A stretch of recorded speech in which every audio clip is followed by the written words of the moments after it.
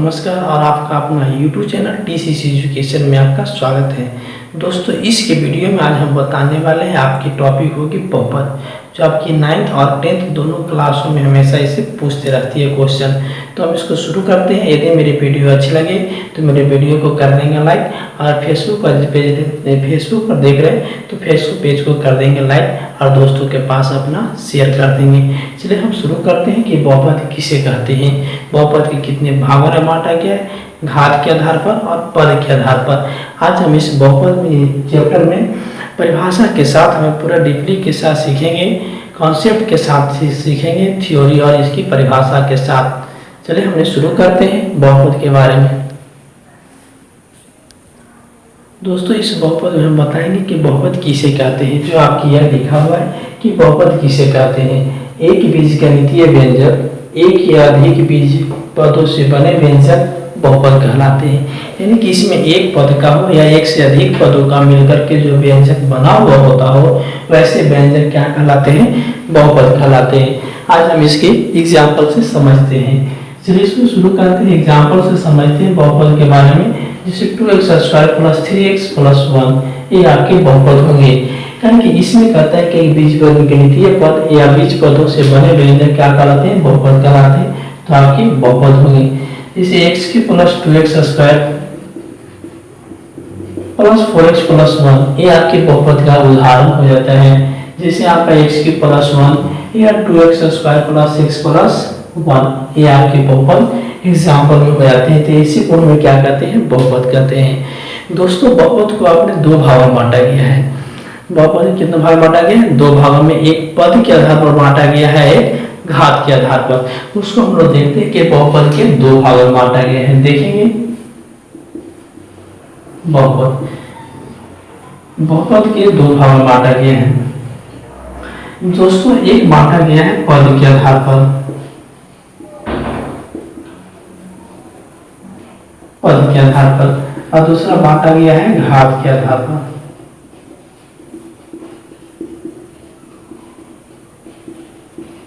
घात के आधार पर एक पद के आधार पर बहुपद को और दूसरा घात के आधार पर बहुपद को बांटा गया है। कि बहुपद कितने भागों में, दो भाग में बांटा गया है, एक पद के आधार पर और एक घात के आधार पर।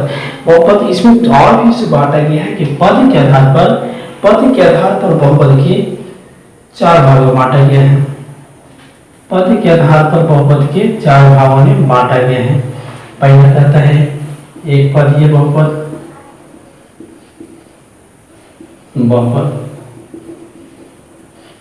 दूसरा द्विपदीय बहुपद, एक होती है त्रिपदीय बहुपद,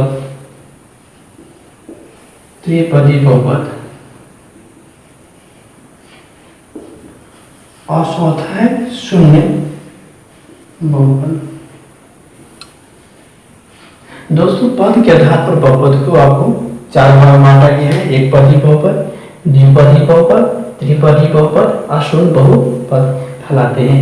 दोस्तों घात के आधार पर बहुपद के तीन भाग में बांटा गया है।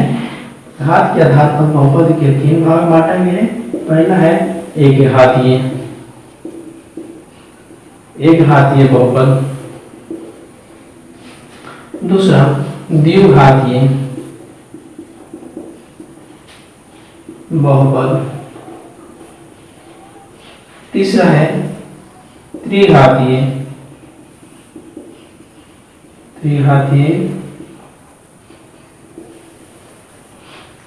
दोस्तों यह बहुपद के आपको दो भागों में बांटा गया। पहला है एक पद के आधार पर और दूसरा का घात के आधार पर। और पद के आधार पर भी बहुपद को चार भागों में बांटा गया है। एक पदीय बहुपद, द्विपदीय बहुपद, त्रिपदीय बहुपद और शून्य बहुपद कहलाते हैं। और घात के आधार पर बहुपद के तीन भाग में बांटा गया, एक घातीय बहुपद, द्विघातीय बहुपद, त्रिघातीय बहुपद।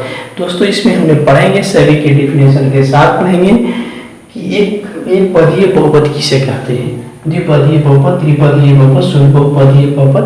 यानी कि सभी बहुपदों को हम लोग डिफिनेशन के साथ हल करेंगे, जो आपको लिखाएंगे। तो इसमें देखते हैं कि एक पदीय बहुपद किसे कहते हैं। चलो इसमें लिखेंगे कि एक पदीय बहुपद बहुपद किसे कहते हैं? एक पदी बहुपद किसे कहते हैं? एक पदी मतलब जिसमें पदों की संख्या एक हो, यानी वैसा बहुपद जिसमें अधिकतम पदों की संख्या एक हो उसे एक पदी बहुपद कहते हैं। चलिए लिखते जाएंगे, वैसे बहुपद जिसमें पदों की संख्या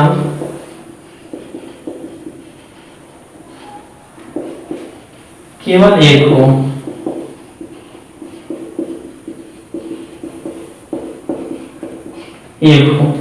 केवल एक हो उसे एक पदी बहुपद कहते हैं।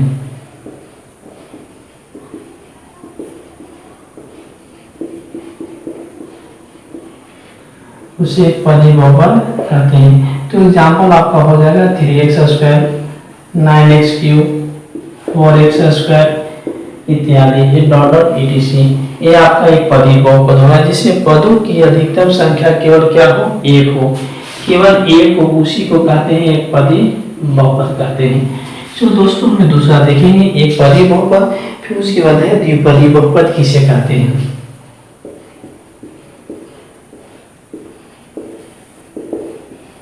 बहुपद किसे कहते हैं? जी मतलब जिसमें अधिकतम संख्या कितना हो? दो हो, यानी कि वैसा बहुपद जिसमें अधिकतम पदों की संख्या दो हो। लिखेंगे वैसा बहुपद जिसमें पदों की अधिकतम संख्या दो हो, उसे द्विपदी बहुपद कहते हैं। यानी कि जिसमें वैसा बहुपद जिसमें अधिकतम पदों की संख्या दो हो उसे द्विपदी बहुपद कहते हैं। यानी कि 2x² + x या 3x² + 1 या 4x + 1 डॉट डॉट etc। ऐसे बहुपद को हमें द्विपदी बहुपद कहते हैं। चलिए आपकी तीसरी नंबर हो गया क्या? त्रिपदी बहुपद किसे कहते हैं? त्रिपदी बहुपद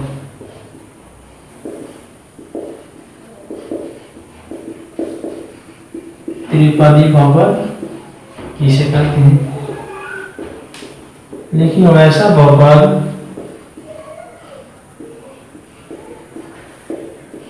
जिसमें पदों की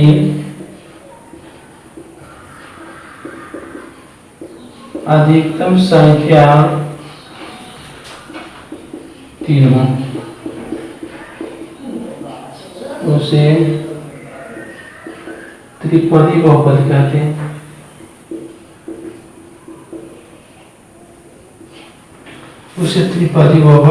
कहते हैं। कहते हैं कि वैसा बहुपद जिसमें पदों की अधिकतम संख्या 3 हो उसे त्रिपदी बहुपद कहते हैं। तो आपके एग्जाम्पल के तौर पर यह हो जाएगा क्या? 3x² + 2x + 1 या 4x² + 3x + 2 या 3x³ + x² + 1, ये डॉट डॉट आपका हो जाएंगे त्रिपदी बहुपद।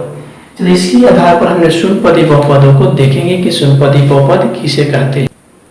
दोस्तों देखेंगे शून्य बहुपद किसे कहते हैं कि यानी कहता है क्या कि वैसा बहुपद जिसका सभी गुणांक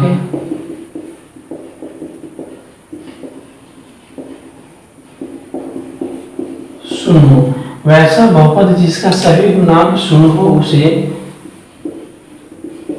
शून्य बहुपद कहते हैं।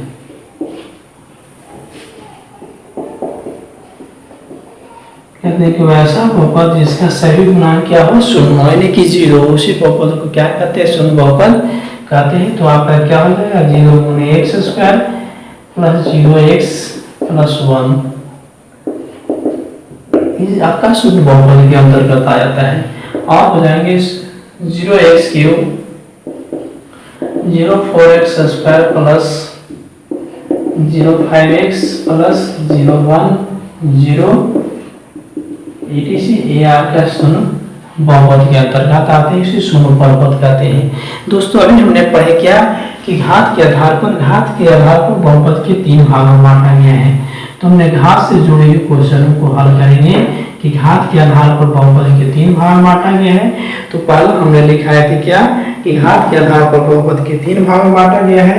पहला हम लिखाए थे क्या कि आपको एक घातीय बहुपद,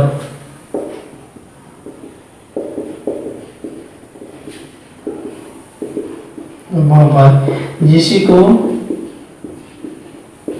रेखीय बहुपद,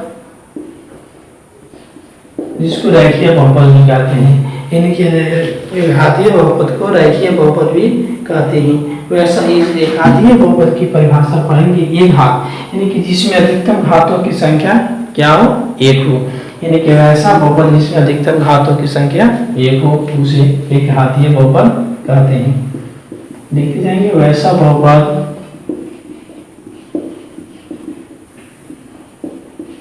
जिसमें अधिकतम घातों की संख्या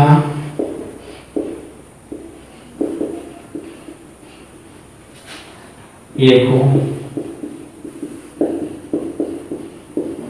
उसे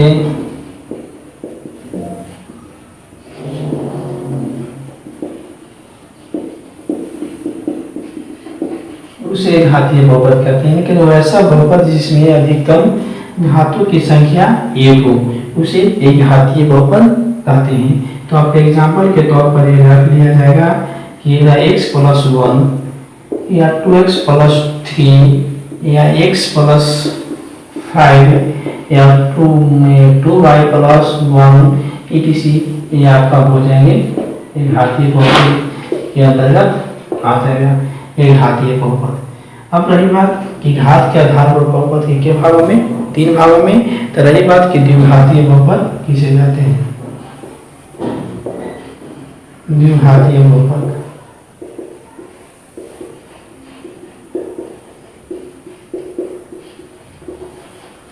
चलिए कहते द्विघातीय बहुपद, द्वि मतलब 2, जिसमें अधिकतम घातों की संख्या 2 हो उसे द्विघातीय बहुपद कहते हैं। कहते हैं वैसा बहुपद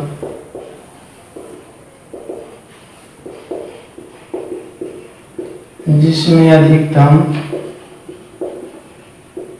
वैसा बहुपद जिसमें अधिकतम घातों की संख्या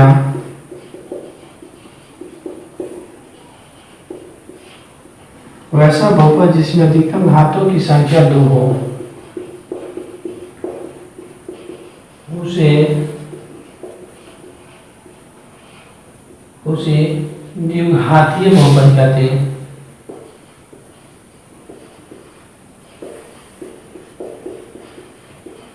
इनका तो वैसा बहुपद जिसमें अधिकतम घातों की संख्या 2 हो उसे द्विघातीय बहुपद कहते हैं। तो आप एग्जाम्पल के तौर पर यह हो जाएंगे 3x² + x + 1, 3x² + x + 1 हो जाएगा, या 4y² + 3y + 5 etc. ये आपका हो जाएंगे द्विघातीय बहुपद। दोस्तों हमने देखेंगे अगली है आपका त्रिघातीय बहुपद किसे कहते हैं।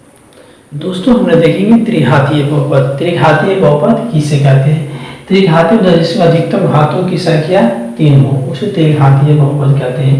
देखेंगे वैसा बहुपद जिसमें अधिकतम, वैसा बहुपद जिसमें अधिकतम घातों की संख्या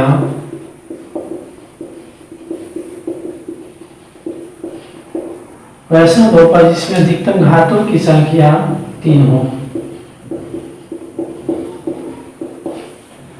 उसे त्रिघातीय बहुपद कहते हैं।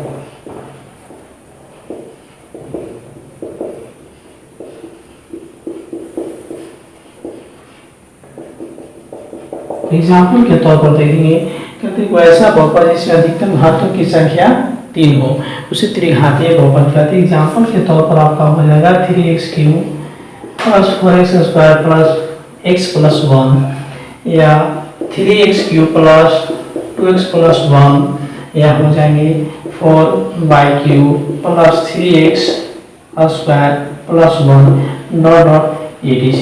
ये आपका त्रिघातीय बहुपद चले आते हैं। दोस्तों हमने इसकी थ्योरी के साथ अपने पढ़ेंगे सूत्र। इसकी सूत्र क्या होती है, बहुपद से रिलेटेड हमें सूत्रों के बारे में जानेंगे। सूत्र भी लिखनी जरूरी होती है और सूत्रों के साथ हम लोग इसको जानेंगे कि यह बहुपद किस तरह से आपकी 9th 10th में हल होता है। बहुपद के बारे में जानेंगे। दोस्तों बहुपद जो होती है, बहुपद को px से सूचित करते हैं। दोस्तों बहुपद को क्या चीज से px से डिनोट करते हैं, सूचित करते हैं। जब px बराबर होती है ax² plus bx plus c, कहता है ax² plus bx plus c, जहां a और b को a b और c जहां अचर पद होते हैं। कहते हैं कि जहां a b और c अचर पद होता है, जहाँ ए बी और सी क्या होते हैं, अचर पद होते हैं। अचर पद होते हैं जहाँ ए बी और सी अचर पद होते हैं। अब दोस्तों रही बात कि अचर पद क्या है। अचर पद क्या है, यानी अचर राशि इसी को पढ़ा जाए तो चर और अचर होते हैं।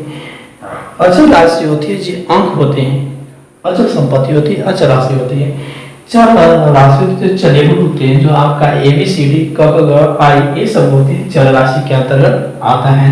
तो हम इसे पढ़ेंगे, इसको अचर राशि के नाम से जानते हैं। दोस्तों द्विघातीय बहुपद के दो शून्यक होते हैं। द्विघातीय बहुपद के दो शून्यक होते हैं, एक अल्फा होता है और एक बीटा होता है। द्विघातीय बहुपद के दो शून्यक होते हैं, एक होता है अल्फा जिसको हम लोग अल्फा कहते हैं, दूसरा आपका बीटा होता है जिसको हम बीटा कहते हैं। द्विघातीय बहुपद के दो शून्यक, एक अल्फा एक बीटा होता है। दोस्तों इसमें रही बात कि द्विघातीय बहुपदों के शून्यकों का योग निकालना हो तो शून्यकों का योग बराबर सूत्र होता है द्विघातीय बहुपद के शून्यकों का योग, यानी कि अल्फा प्लस बीटा और माइनस बी बटा ए होता है। द्विघातीय बहुपद के शून्यकों का योगफल अल्फा प्लस बीटा बराबर माइनस बी बटा ए होता है। द्विघातीय बहुपद के शून्यकों का गुणनफल यानी अल्फा इंटू बीटा बराबर सी बटा ए होता है। दोस्तों ये आपका द्विघातीय बहुपद से जुड़ी हुई ऐसी क्वेश्चन होंगे। अब हम बात करेंगे त्रिघातीय बहुपद के बारे में कि त्रिघातीय बहुपद किसे कहते हैं। दोस्तों त्रिघातीय बहुपद के बारे में पढ़ेंगे कि त्रिघातीय बहुपद क्या है। देखेंगे त्रिघातीय बहुपद px बराबर x³ plus bx plus cx plus d होते हैं, जहाँ a b c और d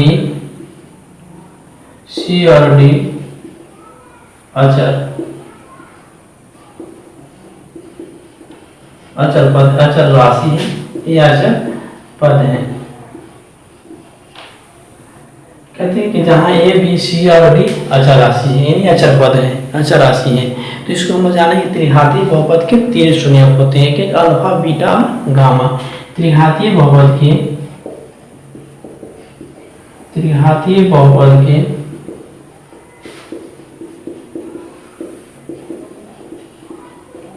तीन शून्यक होता है, एक होता है अल्फा, दूसरा आपका हो जाएगा बीटा, तीसरा हो जाएगा गामा। त्रिघातीय बहुपद के तीन शून्यक अल्फा बीटा गामा होते हैं। तो त्रिघातीय बहुपद में शून्यकों का योग क्या होता है, तो त्रिघातीय बहुपद में शून्यकों का योग यानी alpha plus beta plus gamma बराबर alpha plus beta plus gamma बराबर सूत्र होता है माइनस बी बटा ए हो जाते हैं। त्रिघातीय बहुपद में दो शून्यकों के गुणनफलों का योग alpha into beta plus beta into gamma plus gamma into alpha बराबर सूत्र हो जाता है सी बटा ए हो जाएंगे। दोस्तों इसमें और रही बात कि दो शून्यकों गुणनफलों का योग तो हो गया सी बटा ए हो जाएंगे, और त्रिघातीय बहुपद में शून्यकों का गुणनफल alpha into beta into gamma alpha into beta into gamma बराबर सूत्र हो जाता है माइनस डी बटा ए हो जाते हैं। ये आपके त्रिघातीय बहुपद की शून्यक निकालने की तरीका हो गया। दोस्तों अब रही बात कि द्विघातीय बहुपद को लिखने का सूत्र क्या होता है, तो द्विघातीय बहुपद के लिखने के सूत्र हो जाएंगे आपका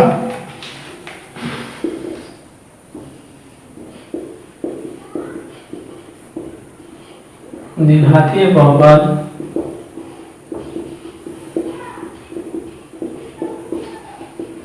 लिखने का सूत्र। दोस्तों द्विघातीय बहुपद लिखने का सूत्र हो जाता है, क्या हो जाएंगे, तो द्विघातीय बहुपद लिखने का सूत्र हो जाता है a into x square minus alpha plus beta x plus alpha into beta बराबर 0 हो जाते हैं। यह द्विघातीय बहुपद के लिखने का सूत्र हुआ। द्विघातीय बहुपद के लिखने के सूत्र होता है px बराबर a into x square minus alpha plus beta x plus alpha into beta हो जाते हैं। ये द्विघातीय बहुपद के लिखने का सूत्र हुआ। दोस्तों हमने इसके संबंधित और आपके सूत्रों को बारे में बताएंगे और आपके एग्जाम्पल के तौर पर इसको हल करके दिखाते हैं।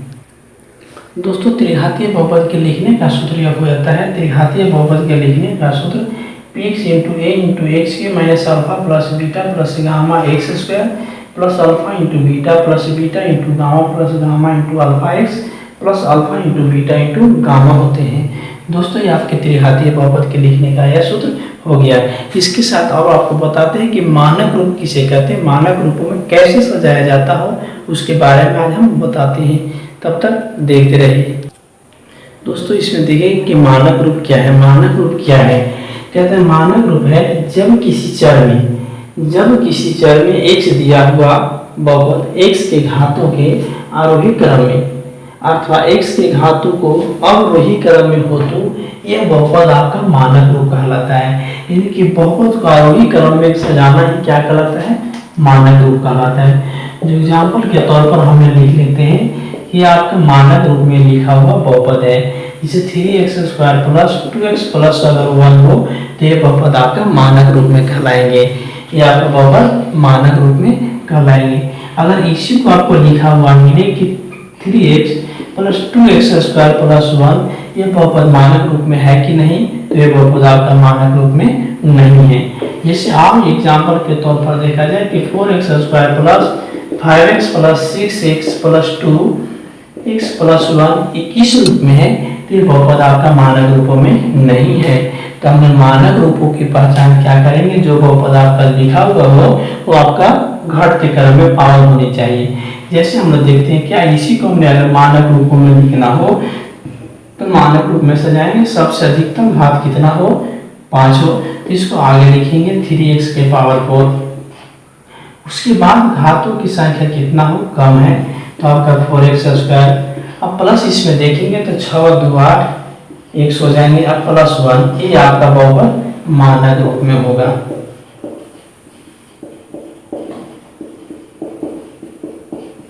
मानक रूप में होगा। तो इस तरह से हमें पहचानेंगे कि बहुपद किस तरह से मानक रूप में होंगे। दोस्तों हम आपकी अगले वीडियो में आपसे मिलेंगे, बहुपद की चैप्टर चालू करके मिलेंगे जो आपकी 9th क्लास की होगी और उसमें आपके बने रहेंगे ताकि आपके प्रत्येक दिन का वीडियो मिलता जाए। दोस्तों यदि मेरे चैनल पर आप हैं तो मेरे चैनल को कर लेंगे सब्सक्राइब। अगर वीडियो अच्छी लगे तो वीडियो को कर देंगे लाइक और अपने दोस्तों के पास शेयर कर दें ताकि आपका दोस्त भी बिहार बोर्ड में अच्छे से सफल हो सके। जय हिंद, जय भारत।